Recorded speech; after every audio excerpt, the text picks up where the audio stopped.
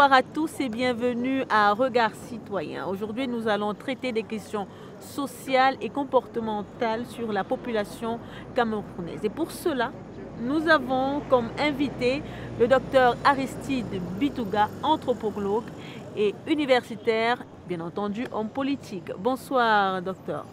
Bonsoir, madame. Et merci d'avoir accepté l'invitation de Regard Citoyen. C'est plutôt moi qui vous remercie au regard de la grande audimat qui est celle de votre magazine.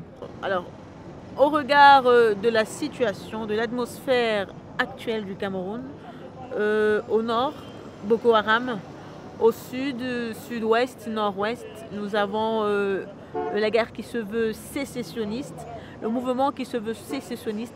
Alors, quelle est votre analyse de la situation? Non, je pense que les crises, il faut les voir dans les dynamiques qui structurent les sociétés. C'est-à-dire qu'une société sans crise, c'est une société, j'ai envie de dire, qui est morte. Parce qu'au cœur des crises, il y a des rapports de force qui peuvent expliquer les crises. Au cœur des crises, il y a des luttes de pouvoir qui peuvent expliquer les crises. Et donc, pour le cas du Cameroun qui nous concerne spécifiquement, je dirais que les crises qui sont les nôtres, il faut les voir à deux niveaux. Il y a d'un côté ce terrorisme à l'échelle internationale qui s'exporte par zone géographique.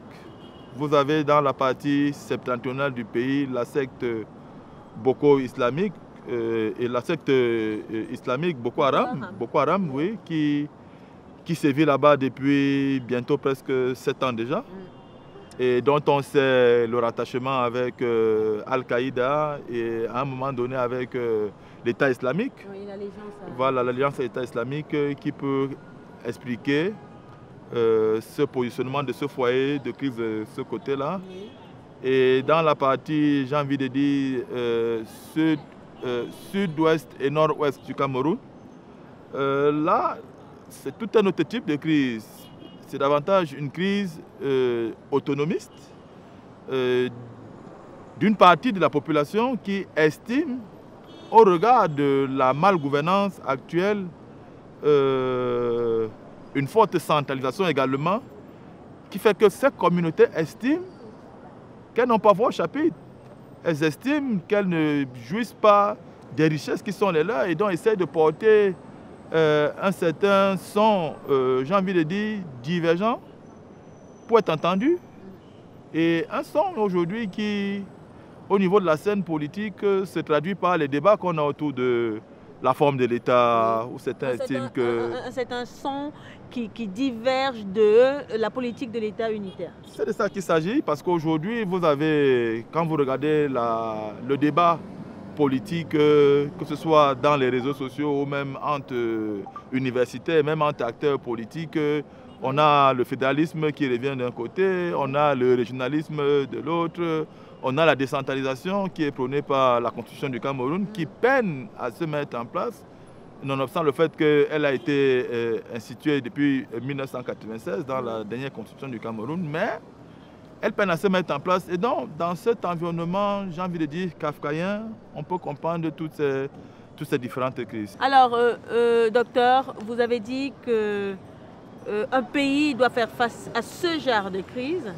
Ce sont des crises nécessaires, mais pas insurmontables. Alors, nous avons du côté nord Boko Haram et nous avons le mouvement qui se veut sécessionniste du côté sud-ouest et nord-ouest. Alors, quel est l'impact de la diaspora dans ces mouvements? Bon, je pense que la diaspora est à intégrer dans cette dynamique, parce que c'est quoi la diaspora? C'est des Camerounais qui, pour des raisons soit économiques, soit scientifiques, soit de quête de mieux vivre ou de mieux être, partent du pays et vont se chercher dans d'autres pays. Et donc, quand bien même ils sont dans ces pays, ils ont une oreille attentive à ce qui se passe dans le pays. Et aujourd'hui, force est de reconnaître que nous avons une diaspora qui est assez importante à l'échelle internationale. On parle de plus de 6 à 7 millions de Camerounais qui sont hors de nos frontières. Et cette diaspora aujourd'hui, elle également émet un certain cri où ils estiment qu'ils participent de plusieurs manières et de diverses façons, tout au moins à travers leur transfert de fonds à l'économie nationale. Mais cette diaspora estime qu'elle n'est pas suffisamment prise en compte, elle n'est pas associée à la gouvernance, tout au moins à la marche du pays. Et donc, cette diaspora trouve dans ces mouvements, dans ces tensions sociales qui se vivent, le moyen pour elle aussi d'exister, de pouvoir dire un certain nombre de choses et peut-être attirer l'attention des gouvernants pour pouvoir être associés à la discussion, pour pouvoir être associés à ce qui se fait. Donc moi je pense que la diaspora, c'est vrai qu'elle n'est pas homogène parce que dans cette diaspora, il y en a qui essaie de vendre de manière positive l'image du pays et une autre diaspora qui brille par, j'ai envie de dire, son incivisme, sa stratégie qui vise à diaboliser le pays. Donc, cette diaspora s'affronte, comme également à l'intérieur du pays, on a des camps également qui s'affrontent, ceux qui sont avec ceux qui mangent et ceux qui sont du côté de ceux qui souffrent. Justement, je ne vais pas beaucoup, mais je viens sous-tendre cette idée-là. Est-ce que vous ne pensez pas qu'il y aurait un lien entre diaspora, sud-ouest, nord-ouest? Qu'est-ce qui se passe dans cette atmosphère et qu'est-ce que cela peut causer dans l'avenir du Cameroun? Non, je pense que le problème de la diaspora camerounaise, et pour ceux qui lisent l'actualité internationale, c'est une diaspora qui estime aujourd'hui que la constitution du Cameroun ne leur donne pas la possibilité de pouvoir véritablement se sentir impliqués dans les affaires du pays, comme j'ai dit. Parce que vous savez pertinemment qu'au Cameroun, la question de la double nationalité reste pendante. Ou quand vous avez immigré et vous avez pris une autre nationalité, vous perdez de fait la nationalité camerounaise. Et donc, en la perdant, vous perdez également un certain nombre de droits civiques et politiques. Et donc, cette diaspora estime que, ayant partagé une certaine expérience dans les pays d'accueil où ils se trouvent, souhaiteraient également revenir dans leur état d'origine pour pouvoir implémenter un certain nombre, soit de projets, soit de visions politiques différentes de ce qui se fait. Donc, elle essaye de trouver des relais au niveau local à travers les financements qui peuvent mobiliser à l'international et qui peuvent faire transiter au pays pour essayer de faire bouger les lignes. Alors, donc, parlons de lignes et restons peut-être concentrés sur celles qui voudraient être appelées Ambazonie. Pourquoi cette, moi je vais dire, cette sécession, comme ils appellent ça, perdure-t-elle jusqu'à présent? Pourquoi? Non, moi je pense que la stratégie est assez bien pensée et je crois que c'est davantage des stratégies qui se développent lorsque on connaît en face comment le régime réagit.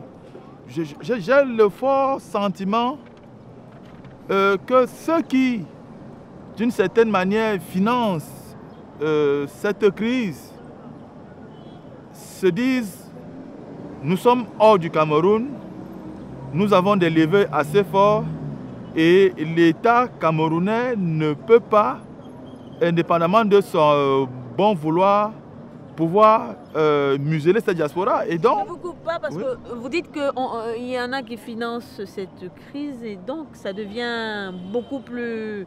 Ce n'est plus des patriotes qui se lèvent pour revendiquer une certaine autonomie dans le sens où...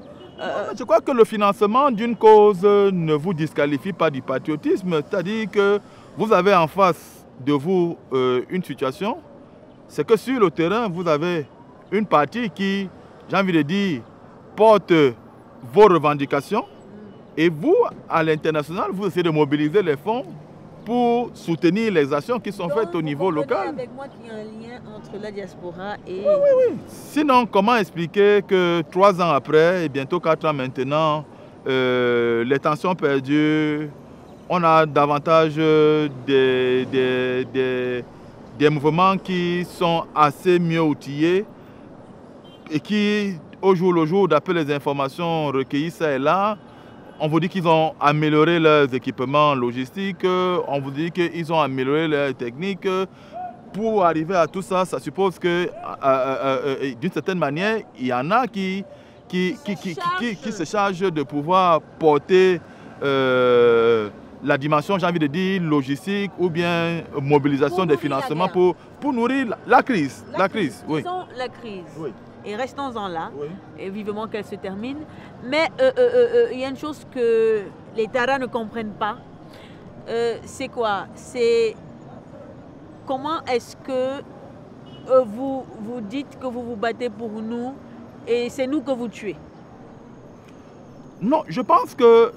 C'est quoi ce comportement de la population? À ce niveau, en tant qu'anthropologue, je vous pose la question. Je pense que les crises,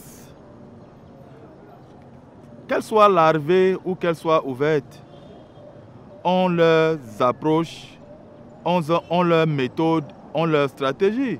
Et vous savez qu'à un moment donné, dans des revendications communautaires, le langage parfois de la violence est celui que les populations écoutent le plus. C'est-à-dire que certains leaders utilisent la violence comme outil psychologique.